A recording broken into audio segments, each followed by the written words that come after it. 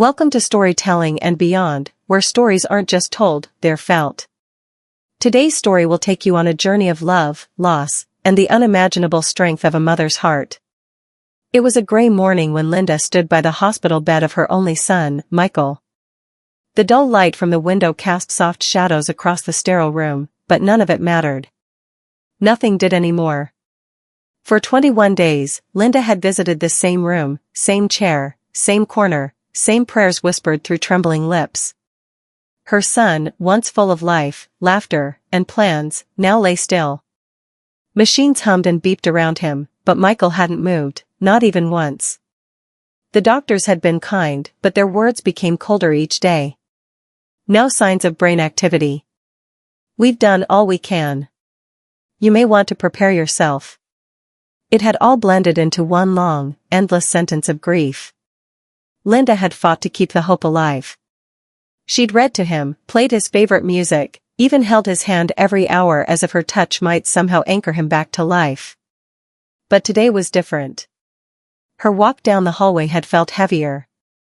Her steps were slower, her heart more tired than ever before.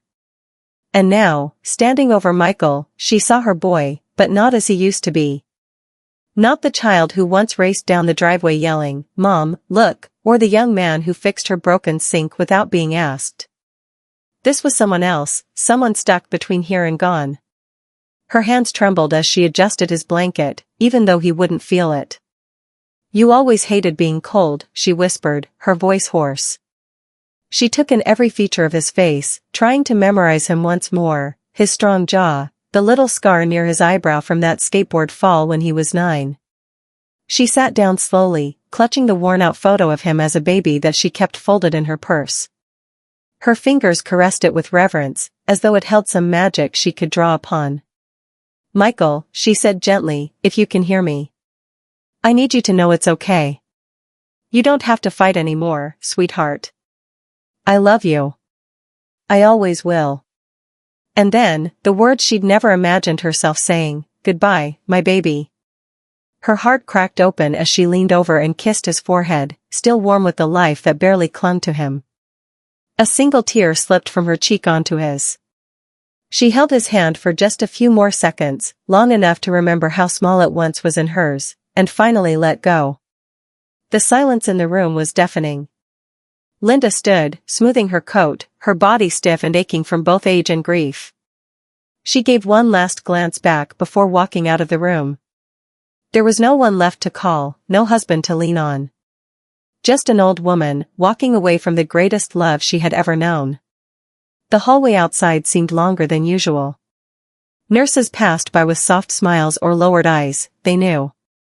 Everyone knew.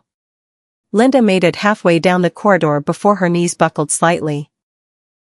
She leaned against the wall for a moment, trying to catch her breath, trying to hold herself together. Just as she reached the elevator, her finger hovered over the button. She didn't want to press it. Because pressing it meant finality. It meant walking out of this hospital and into a world that no longer had Michael in it. She closed her eyes and whispered one last time, "I hope you find peace, my boy." And just then, before the elevator doors could close, a voice called out from down the hallway. "Ma'am. Wait. Please." But Linda hadn't turned around yet. Not yet. Here is scene 2 of the story in the same warm, immersive style, continuing directly from scene 1.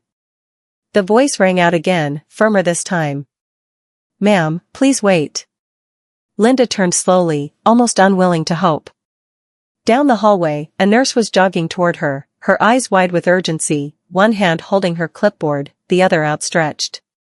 Linda stepped out of the elevator, confused and hesitant. The world around her suddenly seemed distant, the sound of a baby crying down the hall, the soft creak of a wheelchair, the distant murmur of a television from another room, all of it faded behind the pounding of her heart.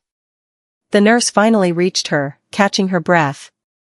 She was young, probably in her late 20s, with deep brown eyes filled with something between worry and amazement. "Are you Michael's mother?" she asked quickly, gently grabbing Linda's arm. "Yes, what is it?" Linda's voice trembled. "Is he?" She couldn't finish the sentence. Her body braced for more pain, more heartbreak. But the nurse shook her head. "Something's changed," she said, urgency thick in her tone. "Please come back with me. You need to see this." Without a word, Linda followed. Her mind raced with questions she couldn't voice. The hallway they retraced now seemed endless, and her legs barely kept up with the nurse's stride. Was it over? Had he passed while she walked away? Or, could it be something else? They reached the room. A small group had gathered at the door, another nurse, a doctor, and someone from the ICU team. They stepped aside to let Linda through. She pushed open the door. What she saw didn't make sense. Michael was still lying there, still connected to the machines. But the difference was subtle, almost imperceptible, until she saw it. His fingers, they had moved. Just slightly. Just once. But she saw it. Linda gasped and rushed to the bedside. "Michael," she whispered, tears already welling in her eyes again, this time not from despair but disbelief. She leaned in closer. The machines began to beep in a different rhythm, slightly faster now. A nurse adjusted the monitor quickly, eyes glued to the display. "He's showing neurological activity," the doctor said from behind her. "It's faint, but it's there. This wasn't present just an hour ago." Linda didn't respond. She couldn't. Her eyes never left her son's face. She brought her trembling hand to his, which just minutes ago had felt like stone. Now, it was warm. And maybe, just maybe, responsive. "He moved," she said quietly, as if afraid to speak too loudly might chase away the miracle. "He moved." A single tear slipped from Michael's closed eyes. Linda froze. Her hands flew to her mouth. She looked at the nurse, then the doctor, who now wore the same look of stunned hope. Michael wasn't gone. He wasn't gone. Linda bent over him, her forehead resting against his, her tears falling freely. "I knew it," she whispered. "I knew you could hear me. I never stopped believing in you."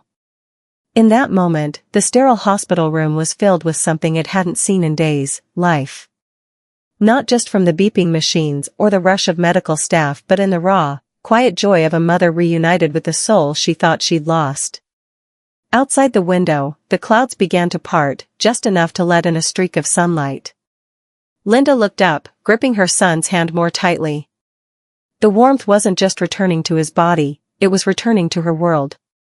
And deep inside, she knew. This story wasn't over yet. Here is scene 3, continuing the emotional arc of the story with the same immersive storytelling style. The room was still except for the beeping of machines and the hushed steps of the nurses quietly moving in and out, checking monitors, adjusting IVs, and whispering updates to one another. But to Linda, the world had come to a standstill. Time had slowed, focusing on just one thing, Michael's faint but miraculous signs of life. She hadn't left his side. She sat there, fingers gently wrapped around his, her eyes fixed on his face, waiting for another twitch, another flutter, another sign that her son, her baby, was coming back to her. It had only been an hour since his first tear, yet everything had changed. The doctor returned, holding a tablet filled with scans and readings. He looked at Linda kindly. "We've repeated some tests," he said softly. "His brain is reacting to external stimuli. It's not much yet, but it's progress. And progress matters." Linda could barely speak. "Do you think he'll wake up?" The doctor hesitated. "We can't make promises. But I'll say this, whatever just happened, it's not something we see often. It could be the start of something remarkable." As he stepped out, Linda turned back to Michael, her heart racing. She reached into her coat pocket and pulled out the worn photograph again. The one she had kept folded, always close, through years of single motherhood, through every storm life had thrown at them. In the photo, a much younger Michael was grinning wide, sitting on her lap, his little arms wrapped around a bright red toy truck he refused to let go of for weeks. She remembered how proud he was that day, building something with his own tiny hands. "You always had that spark in you," she said to the still, pale figure in front of her. Even when the world tried to put it out. Even when your father left, and you said, "It's okay, Mom, I'll take care of us." You were 8. And you meant it. Her voice cracked, her fingers tightening around his. I know you're tired. But if you've got anything left in you, come back to me. Please. She sat back, letting her words settle into the silence. The sun had fully broken through the clouds now, casting warm streaks of gold across the bed.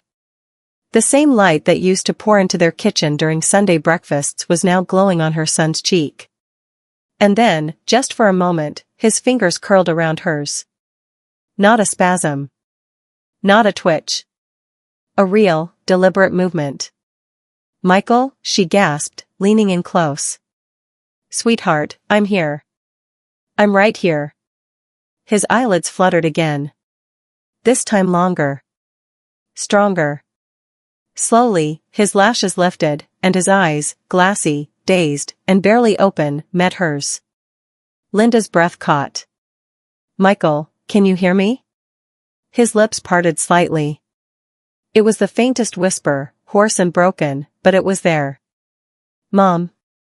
The nurses rushed in. A monitor began beeping faster. The doctor was called back urgently. But Linda didn't hear any of it. All she heard was her son's voice. Her boy, speaking again. Coming back to life before her eyes. She pressed her forehead to his and whispered through sobs, "You came back. You really came back." Michael's lips curled into the smallest, weakest smile, but to her, it was more beautiful than anything in the world. The impossible had begun. And Linda wasn't going anywhere. Here is scene 4 of the story, continuing the emotional journey with the same immersive, heartfelt tone. The news of Michael's awakening spread quickly through the hospital. Nurses who had once walked by his room with sympathetic eyes now stopped to peek in with awe. A few even lingered, their hands clasped over their hearts as if witnessing something sacred. But for Linda, the outside world had faded. Her entire focus was on her son. It had been 2 days since Michael opened his eyes and called her mom. In that time, his responses had grown stronger. He could squeeze her hand when she asked. His eyes now followed her when she moved. He hadn't spoken much, only a few strained words, but they were words no one thought they'd hear again. A rehabilitation specialist had been brought in.